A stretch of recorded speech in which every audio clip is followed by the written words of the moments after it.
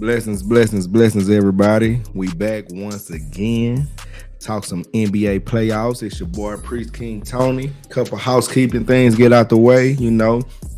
Make sure you like, comment, subscribe, so you won't miss out on any of this content as it continues to drop. We're gonna talk about some of these series that unfortunately are over now. Unfortunately, we got one more game 7 still to come to decide the conference championship. Who's going to be one step closer to getting that trophy, getting that coveted championship ring. So let's get into this first series. Of course, we start with the Heat and the Knicks. I have predicted Heat in 7. I predicted a low scoring series, which it ended up being. Two defensive teams who struggle to score at times. The series pretty much went like I said it was going to be. What was the high score of the series was 112. Yeah, it was a low scoring series overall. The Heat was able to pull it off. I picked the Heat to win because I believe Jimmy was the best player in the series. And the Heat just a well-coached team, man. They're a well-coached team. They continue to find good, productive rotation players that come out of nowhere, seemingly. So the next round is looking bright for them. They're awaiting the winner of the Celtics and Philly series. The Heat like I said, they're a tough defensive-minded team. So we'll see how far they can continue to go. But you see, right now they right back in the Eastern Conference Finals. They was there the bubble year. Then they had the first round exit, I think, to the Bucks, because them and the Bucks been going back and forth a lot. But now they find themselves back in the Eastern Conference Finals. They was one shot away last year, so now they get their shot again. So will they get the rematch or will it be a new opponent? But Jimmy seems to be on a mission. I'm pulling for Jimmy. I like Jimmy, so we're gonna see how does this series, how does the rest of the playoffs play out for them, and then where do the Knicks go from here? Jalen Brunson, I think, dropped 41. It was a heroic performance, but just wasn't enough from everybody else. I think Julius Randle has peaked. Like, do you try to get off Julius Randle? Do you try to move him now? Like, who is the true number 2 that you're gonna need to put next to Brunson because you invested so much in him, signing him? So who is gonna be the number 2 to try to put this team over the edge? I think Tibbs' job is safe, right? I think they still it's a level of they overachieve, it being Brunson first year, them not making the playoffs last season. So I don't know. We'll see. We'll see how do they or was last year when Trae Young was killing them boys? I think that was the year before last. But regardless, I think Tibbs' job is really safe. I think you kind of try to build a roster, build around Brunson, because Julius Randle doesn't need to be your second best player who you're relying on to fill their role, to fill their scoring capacity, and then still be, a good defender, still crashing the boards and all that. I think they have good role players. You saw the role players fighting. I think Hartenstein is a free agent, so you try to lock him back up. You got Mitchell Robinson in the middle, so they have pieces. They won a playoff series, so I think Tibbs is safe. So now you just work on the roster. You just work on maximizing the effectiveness of the people that you need to play with Brunson, because that's got to be your main focus now. Since Brunson is a big time playoff performer, you want to try to match him up with somebody. Do you try to get like Bradley Beal, somebody like that, somebody who's a bona fide scorer, who you can pair next to him to make his job a little bit more easier? Somebody in that vein, I think, is what they'll go for, and just continue to have the good balance of roster that they have, with guys like Josh Hart, and Grimes, stuff like that. I think you pretty much stand pat as much as you can, but you do try to bring in that second star, the second true star, to play with Brunson, so that you could try to take that next step. You see the progress, right? So that's why I think Tibbs' job probably is safe. I think they got the maximum out of what they could get out this roster. So we'll see what moves they make. How far do the Heat go? We'll talk about that series as it's locked in, who they're really going to play. So let's move on to the next one.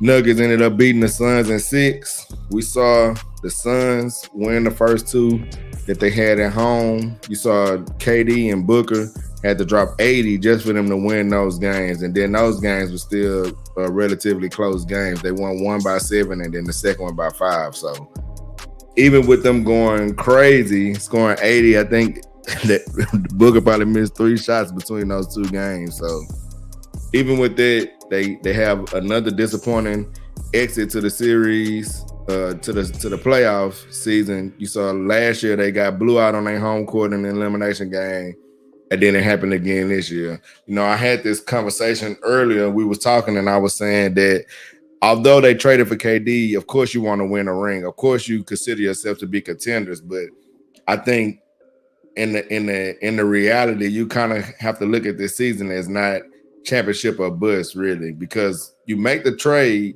to say, yeah, we all in on winning the championship.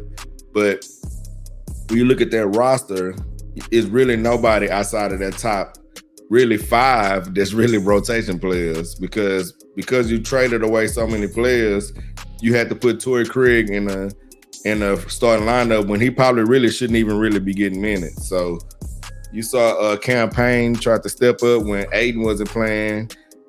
It's like Ayton continues to be soft when it matters the most. When they really need him to step up and play that role, he's not there for them. So what do the Suns do now? Do the Suns move Ayton? Do you move Chris Paul? Because Chris Paul cannot seem to be healthy in the playoffs no more. The wear and tear of the regular season just seems to just catch up with him at the worst times, and he just can't get back over the hump. So I think obviously KD and Booker is untouchables, but I think outside of that, everybody else can move. I think Monty has to go, regardless of what we're talking about roster and all that. It's unacceptable for you to get blew out twice at home in elimination games. It's just unacceptable. And I think even though the Nuggets is a great team, they've been arguably, the number 1 team all year. Them and some other teams have went back and forth, but it's just unacceptable. It's unacceptable to continue to lose at home like this in embarrassing fashion. You saw Booker didn't even talk to the media. The media was flabbergasted, like, oh, it's not like Booker. He never just skips media availability, but the dude frustrated, man. He out there balling his life away, and then they lose the 6 games. They don't even get to game 7. So I think the Suns are gonna take this summer to truly build a roster around them, and then I think next year is where we'll see what those 2 are truly capable of, because they are 2 big time players. They balled out. You saw their last game, they just looked tired. Their legs wasn't really in it because they was carrying so hard. It's just unsustainable to try to do that to win a series, let alone try to win a championship. So they got the favorable matchup in round 1 because the Clippers ended up getting hurt, but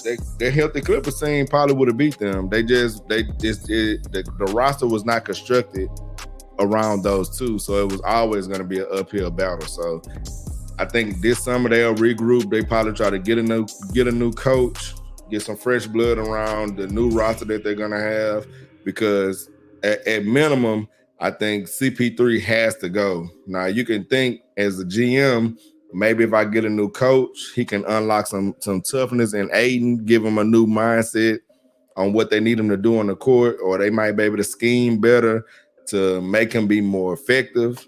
You kind of think about that when you're thinking about changing the coach, when you have such a young player who is still considered an asset for the most part. He's just not giving you what you need really when you need in the playoffs. So I think you're seeing guys like Jake Landale. You kind of seen what he's capable of. So now he seems like a plus asset to where you probably can trade Ayton for another big if you can, a big you can get in return for another piece that you really want. You know, another stopgap big that could just be the starter, and you could continue to let Nandale come off the bench. But I think that Summer Phoenix just has to look at how they really want to build this roster around KD and Booker.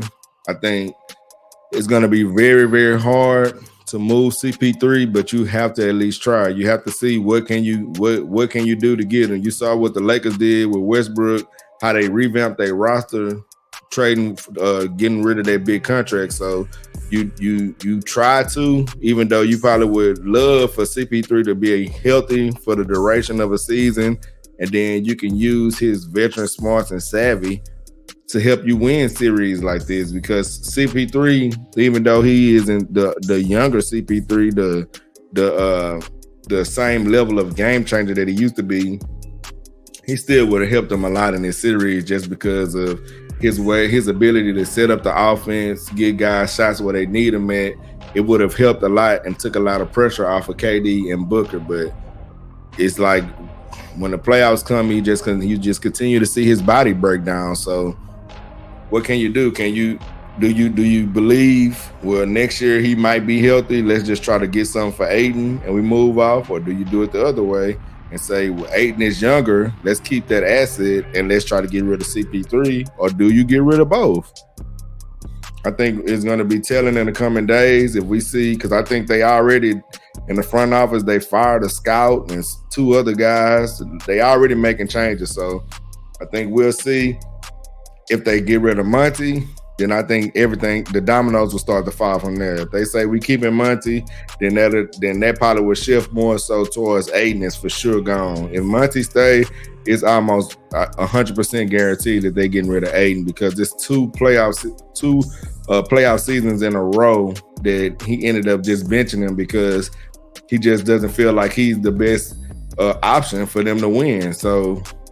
But then when they get blew out in elimination games, you got to wonder, does Monty know what's the best option for them to win? So this year, you know, they said he had a rib contusion, and that's why he didn't play. But even before that, he was getting benched in games. So I don't know if that was a saving face move or what. But, you know, people say that, and I get it. But then I feel like maybe they do that to save face with people on the outside, but it still damages the relationship with the player if you sit in them and then you have to lie to try to make it seem like, well, this is not the real reason why we're not playing you. So Denver moves on. Denver makes it back to the Western Conference Finals. They look healthy. They look deep. They look like they firing on all cylinders. Jamal Murray, I think he had one stinker this playoffs, but for the most part, he's been consistent. I think he's ready to get into a shootout at moment's notice. You got Michael Porter Jr., who is stepping up, being that true third option, sometimes being that second scorer. So you'll see, of course, Jokic is going to be Jokic, but the matchup that they have coming up, we're going to see how effective they continue to be. But their season lives on. They get rid of the Suns in 6, send the Suns into the summer with a lot of questions that they have to answer. Moving on, I never even showed y'all the slide for that game, but it's cool. Now we got Boston and Philly. Boston threw up a stinker. They in game 5, they got destroyed at home. It looked like Philly had full control of the series after going back 2-2 going to Boston. Most people thought Boston was going to win. I think I probably predicted Boston to win game 5.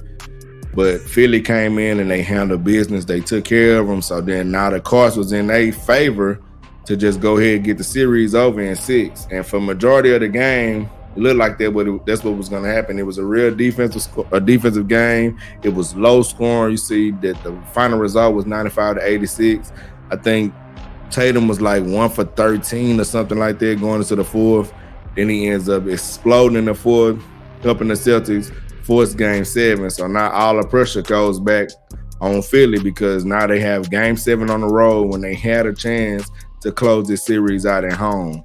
So now we're going to see which Harden do we get. It seems like this series has hinged especially on how good does Harden play. If Harden comes out and Harden is assertive from the beginning, you get a good, efficient, high volume Harden, but at the same time not pressing to where you can still let Embiid be him, then they have a real chance. You saw in game 5, they was dicing that Celtics defense up, and for large majority of game 6, they did control the game for the most part, but Celtics was able to pull it out, get themselves a chance to win this series at home. So now we see, what do the Jays do? What do the Jays do? How does Tatum perform at home? How does Jaylen Brown perform at home? It's a lot riding on this series because with both of them being up for max contracts, them losing in the second round probably is going to signal one of them got to go. And it seemed like, of course, it would be Jaylen Brown. It seemed like that's the obvious answer. The obvious answer is they keep Tatum, who seems like he has the higher ceiling to be a greater superstar, and then you let Brown go. And then, Brown could end up turning into something more than what you thought. But to pay both of them guys supermaxes and to falter so early, it's different if they already got paid, but this is coming up. Now you have to decide if you want to pay for them. So maybe they try to move Brown to get another piece who they feel might fit better with them, or play off Tatum better, or he might be cheaper. You might try to get a 2-for-1 because you're gonna have to pay both of them, and then if you're not seeing the results of paying them, especially with the CBA and how it's starting to be more restricted, if you're not seeing the results of paying them, then you have to move on from them. As much as I hate it, I've been a proponent of this team sticking together for so long. I think them losing their coach in the offseason going into this season is showing to be more detrimental than we thought. The team is so good and they're so well assembled, they still was able to find success. But now when you get in the series and you need to make those small adjustments game to game, and then you need to make those adjustments in game, then you kind of start getting exposed as a coach when a guy like Doc Rivers, who, for all his shortcomings as a coach, he's blown a lot of leads in series and whatnot. He's still a championship winning coach. He still has the know-how to get stuff done. So when you get in matchups like that, coaching wise, it can sometimes be difficult. So it's a lot riding on this series, a lot riding on this game 7, because it can go the other way too. If Philly loses after they had the chance to close it out at home, then what's the next step for Harden? It's been a lot of talk about him going back to Houston, him going back, becoming a Rocket again, which is divisive amongst Rockets fans. Some of us want it, some of us don't. So we'll see, man, because it seemed like he's a great partner for Embiid. Everyone who is anyone for them seems to be healthy. So you have guys like Maxey, who seems like he is capable of assuming a bigger role in the event that Harden does leave. But it seems like now is their best chance to really just go ahead and try to win them a ring. So hopefully they can pull it off. Although I'm mad, I still harbor feelings against Harden for the way that he left Houston. I picked Celtics in 7, and the Celtics have the home court advantage, so maybe I'm right. But the way that this series play out, I won't be upset if the Sixers win. Sixers can advance, and then we'll see how do they play against Miami. We saw last year Miami and Boston had a back-and-forth series. It was a great series. Butler missed a pull-up jumper at the end of the game. They probably would have sealed the game for him. But as much as I would like to see that rematch, I would like to see Joel get to go a little further. Let's see him finally make an Eastern Conference Finals. Let's see what he can do. See, can he push his team forward to the finals? But Harden has to show up. The rest of that team has to show up and play well. They have the pieces. I think they said Harden took a $15 million discount to make sure that they could sign PJ Tucker and Daniel House. You saw the Daniel House signing payoff for him in Game 5. so much. They said Doc Rivers said he couldn't breathe, and Doc Rivers was confused when he was asking to come out the game. He didn't know what he was saying, but I think this is going to be an electric game 7. I don't think it's going to be one-sided or blowout. I think it's going to be back and forth, haymakers. You're going to see two giants going at it. Hopefully we get a fantastic finish, instant classic game. So it's a lot riding on this game. We're going to see who prevails, who moves on to the Eastern Conference Finals to face the Miami Heat. Don't want to talk about the series? Guess I got to, man. Warriors and the Lakers. I predicted Warriors in 6. It ended up being Lakers in 6. We saw the Warriors win game 5 as I predicted. They was at home. They had all the energy. They went back to LA, and it seemed like it just flipped. The Lakers had most of all the energy for the majority of the game. It was times when the game seemed like the Warriors could get themselves back into it, but one thing happened, it lead to another thing happened, and most of the one things happening was just Clay bricking. He needs some milk. Like when you do predictions, you don't predict for players to falter by so much. I talked about Trae Young and how he just was so underwhelming in the playoffs this year. And I have to say the same thing about Poole. I have to say the same thing about Clay. Even though Curry didn't shoot the ball good, Curry still gave you 30. I think he still had 32. Somebody had to come along for the ride. And I think Draymond said it. He said, by definition of them losing, this is not a championship team. It doesn't mean that they don't have champions still on the team. It doesn't mean it's over with for the core, but you regroup, you try to come back next year and see what you can do. I don't think it's over with for the core, but you saw this Lakers team, the decisions that they made halfway through the year, the trades that they started to make, the roster moves that they started to make, it's starting to pay off. And you're getting healthy LeBron, healthy AD, who has really been a problem for the majority of his career. When he's healthy, he's top 5 without a doubt. So it ended up just being too much for Curry to overcome by himself with nobody really coming along for the ride. Dante DiVincenzo in game 6 had more points than Poole and Clay combined. Like that's unacceptable. It's unacceptable because that's 2 of your higher pay, even though Poole contract hasn't kicked in yet because it kick in next year. But that's 2 of your higher paid players who are getting outperformed by a guy who's on a 1-year prove-it deal. And that just can't happen. Clay, outside of game 2, was horrible this series. Poole was horrible every game this series. Outside of game 1, he dropped 21. You just needed help. I think Draymond was only good in game 5 when he dropped 20. So I don't think I think it's different to say you need help than to say guys need to perform at the way that they expected to perform. It's different when you don't. When you have guys like on the Suns, when I talked about them, the roster construction, and they probably really only have 5, maybe 6 rotation players. On the Warriors, you have 7 to 8 guys who can be in a rotation, but nobody is playing up to their standards. And then that makes it be that much difficult for you to win a series like this when the Lakers are getting to the line. They doubled up the free throw disparity. I think the Lakers was 126 for 160 over the series, and the Warriors was 60 out of 80 for the series.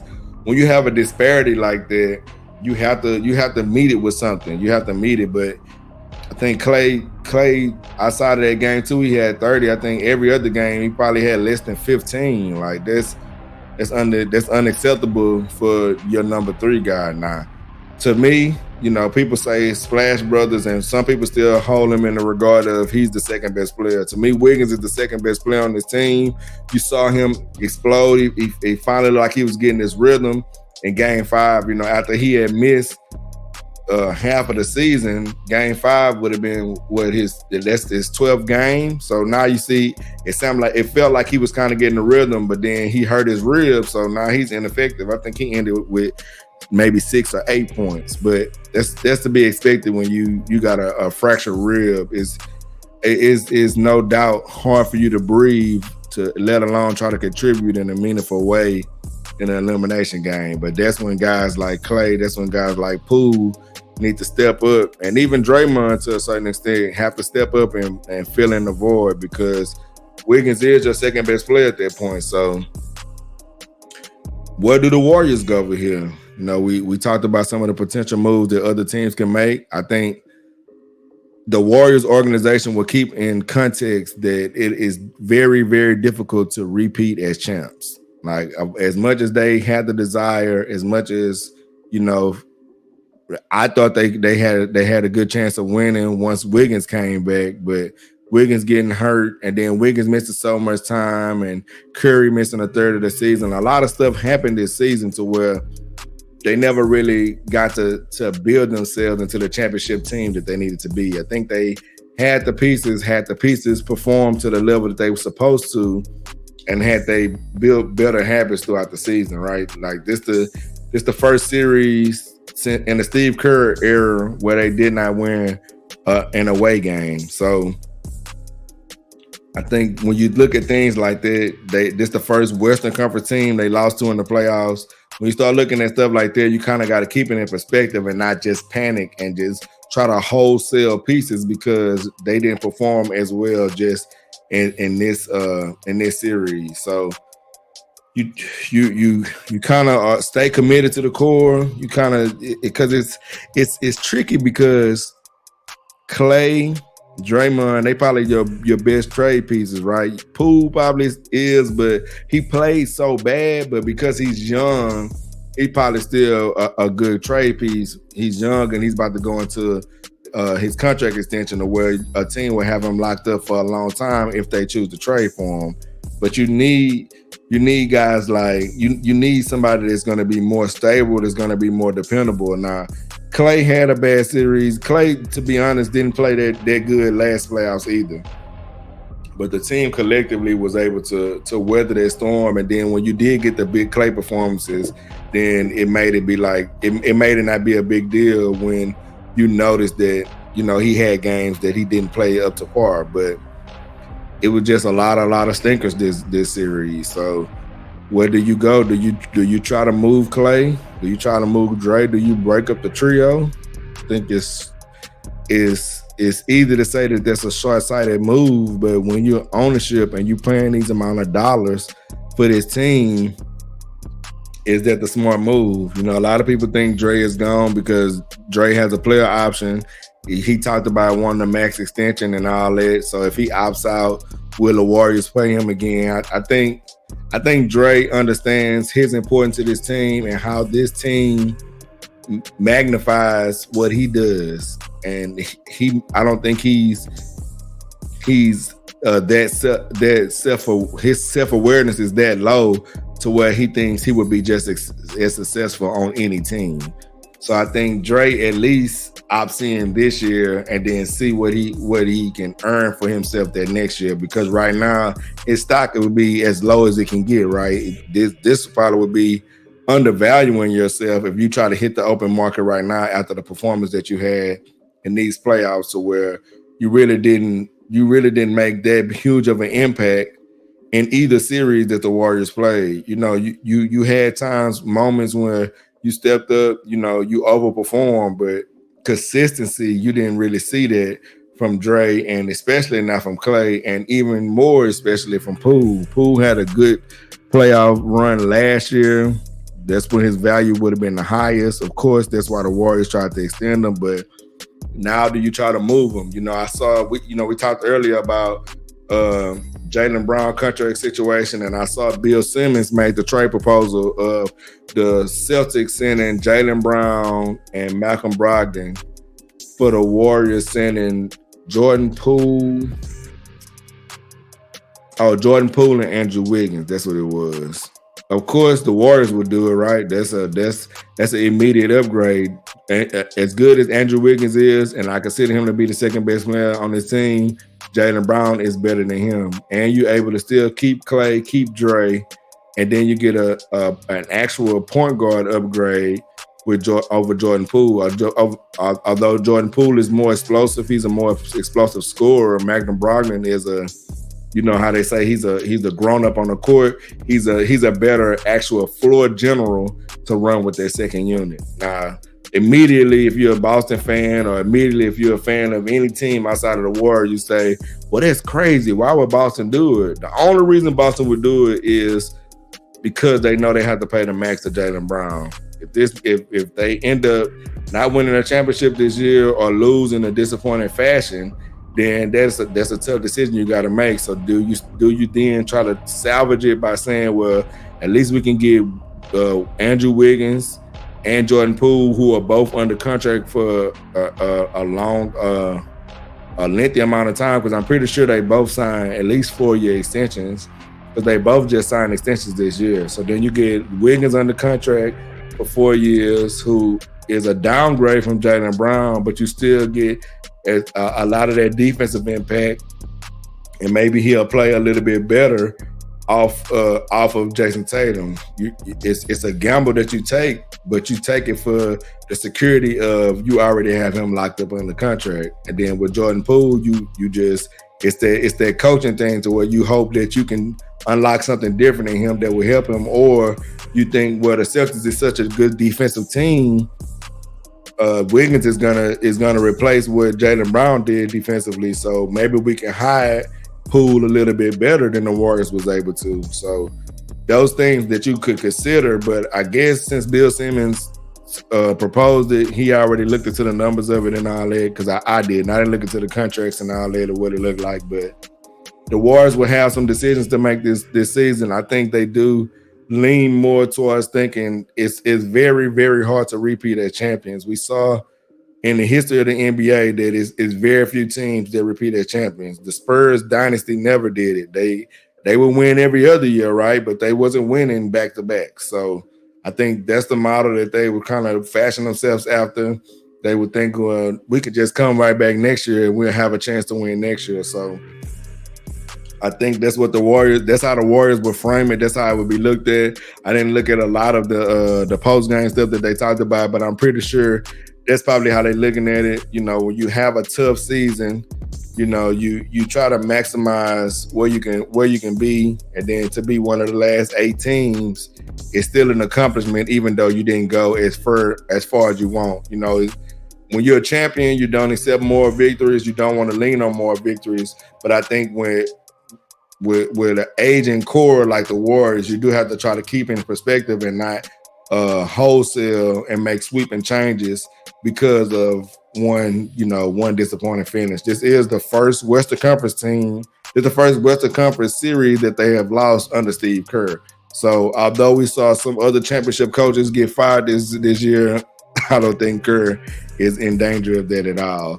I think they 19-1 or something like that in playoff series. They won 29 series, a road game in 29 series leading into this one. I think you just try to make changes around the edges, unless you can do something like that Jaylen Brown trade, which is of course is a no-brainer, but it's a fortuitous trade that a lot of stuff has to happen for it to become a real option. Like, of course, the Celtics probably would have to even lose in this round. If the Celtics make it to the Eastern Conference Finals, then it would be even harder for them to say, well, let's break them up. But a lot of things have to go right, and then you can't just bank on the one move, even though it's a hypothetical move. Nobody in the Warriors said it, but Bill Simmons said it. But something like that is what you have to do. You have to try to see how can you upgrade over Poole, even at the expense of Wiggins. But if you can upgrade Wiggins as well, then it doesn't feel that bad, you know. But that's like an NBA 2K trade, right? Where it seems like you only getting the good out of it, but you have to do something, right? This roster, it's not that it's peaked, but if this is what you get, something has to be changed. If Jordan Poole can be a better defender and then doesn't give you anything when he's not scoring, then you have to try to move him. You have to at least attempt, right? So I think the attempts will be made, but we will see what actually comes of it, what actual moves come from the attempts, but the attempts will be made, and then we'll just see, you know, what do the Warriors think what's going to be best for them to do. The Lakers move on. The Lakers move on to face the Denver Nuggets. Let's move this a little bit and make it a little bigger. Now, I'm not gonna give my prediction. I'm gonna come back. I'm gonna talk about this series more in depth, and the Eastern Conference series more in depth when I come back. Maybe on Monday, I'll drop something where I delve into these series a little bit more. But just at a glance, we saw they tied in the regular season 2-2. Jokic is the best player on the leading scorer for the Nuggets, and LeBron was the leading scorer in the regular season for the Lakers. Now, in the playoffs, we've seen that this is really Anthony Davis' team, right? We've seen that Anthony Davis has stepped into his own, and LeBron is really playing more of a backseat role. He's still LeBron. He's still at times, like even if you saw in Game 6, it was a point where LeBron just took over, he took the reins, and he just orchestrated everything, right? He just had everybody where they need to be, hitting them in stride, all that, making the right plays. So LeBron is still LeBron, but I think in order for them to really win this series, AD is going to have to be the clear best player. So, like I said, I don't want to delve too deep in this. I'm leaning right now towards Nuggets. I don't have a game count, but I'm leaning towards the Nuggets winning this series because I think they're a more complete roster. I think the free throw disparity that we saw in the Lakers and Warriors series, I think it would be closer because the Nuggets are good at drawing fouls themselves. So we'll see a lot of the gamesmanship that went on. I think both sides kind of play into that.